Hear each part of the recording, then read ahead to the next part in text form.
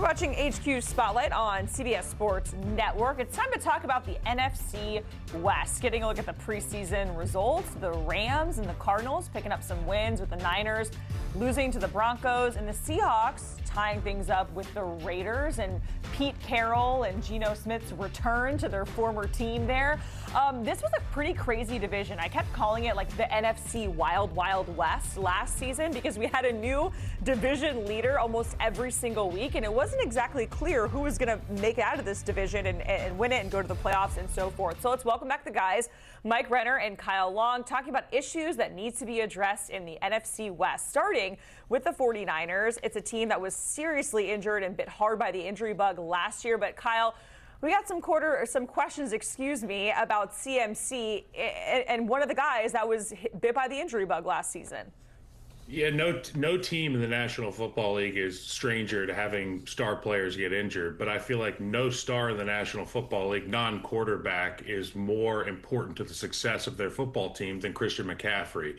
It is up to Kyle Shanahan and the staff to find a way to have his volume set up to have him available every single week, because Mike can touch on this, or you know what, I will. When you've got Christian McCaffrey, you can do a dozen different things with a dozen different guys offensively. Without him on the football field, Brock Purdy's options get, I'd say, cut in half. And the way he is able to run the football, be a threat in the receiving game, the screen game, and also just that veteran presence of having Christian McCaffrey as a threat on your side of the ball, it opens everything up. So keeping him healthy is going to be the thing I'll keep my eye on this entire season, Jack.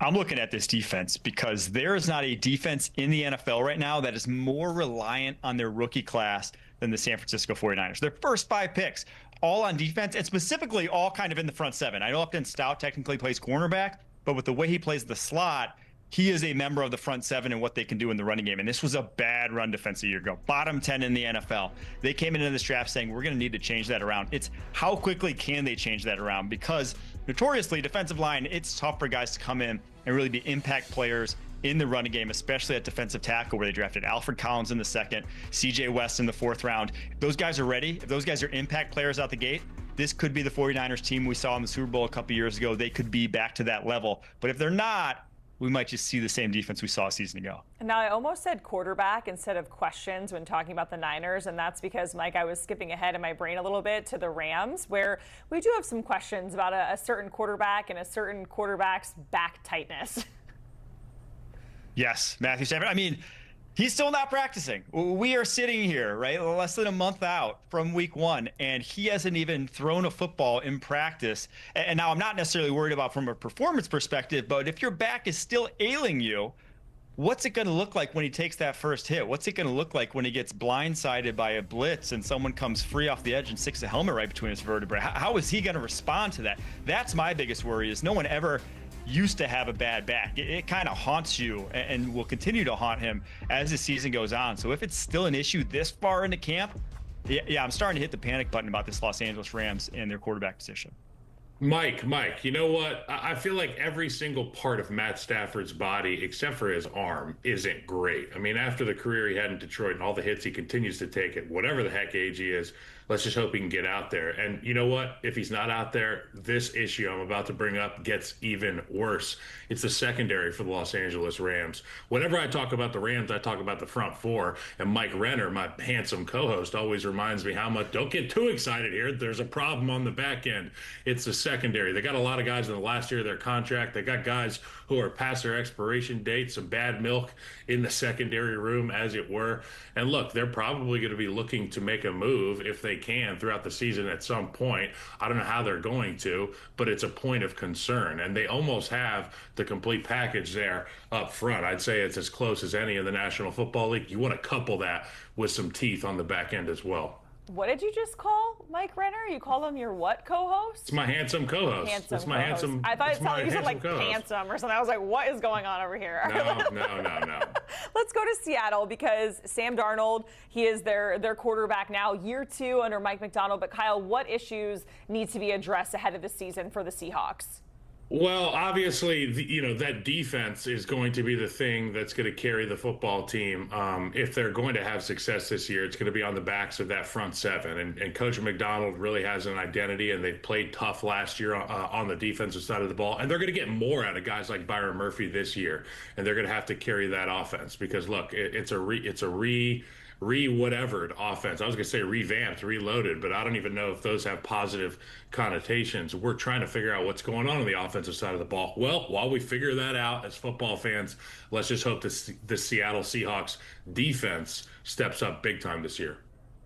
Kyle, I can't believe that I'm the one here talking about their guard position and not you, because two brand new guards, first rounder Gray Zabel on the left side, third rounder from a year ago, Christian Haynes on the right side. And now it can't be worse than it was a year ago. They might have had the worst guard position in the NFL in terms of results last season. So it should be an upgrade. But how much? Because this offense is going to be predicated on the running game. That is Clint Kubiak's bread and butter. They run outside zone till the cows come home, and then they're going to play action off of it. So to play action, though, consistently, usually in the NFL, you got to get people to respect it. And if they're not effectively running that outside zone stretch game, not a lot of defenses will respect it. So that's what I'm watching for. Is this revamped offensive line really going to pave the way for Kenneth Walker, Zach Charbonnet and company, and make this ground game effective yet again?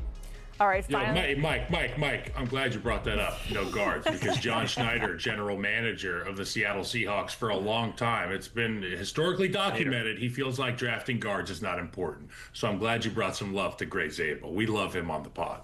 I should have known to give Kyle Long last word on the guard position. That's shame on me. All right, let's go to the Cardinals, because we all had high expectations for the Kyler Murray to Marvin Harrison Jr. connection last season, and both of you guys collectively had that as an issue to address as well. So Mike, kind of kick us off here with that.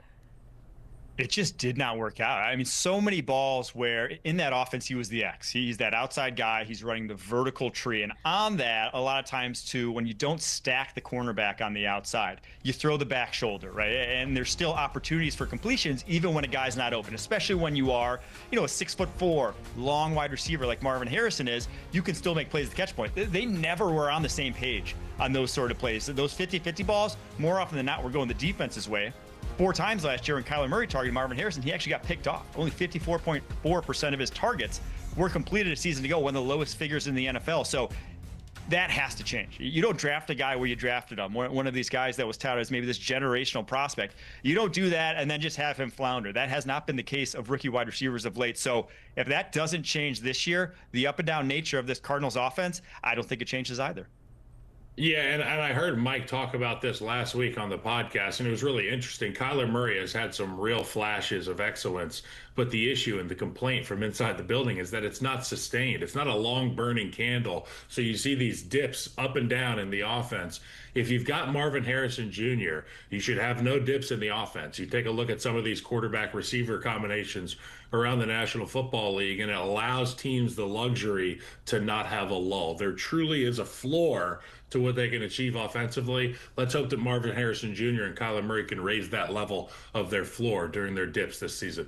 Mike, Kyle, we certainly appreciate it, getting us pumped for football season and breaking down some of the concerns or things we think need to be addressed for the NFC West. We appreciate it, guys. And looking at the preseason games for the division, the Seahawks and the Chiefs kicking things off on Friday at 10 Eastern. We got the Niners visiting the Raiders on Saturday. Also on Saturday, the Rams are in action against the Chargers, and then the Cardinals and the Broncos. We have more HQ Spotlight coming your way after the break.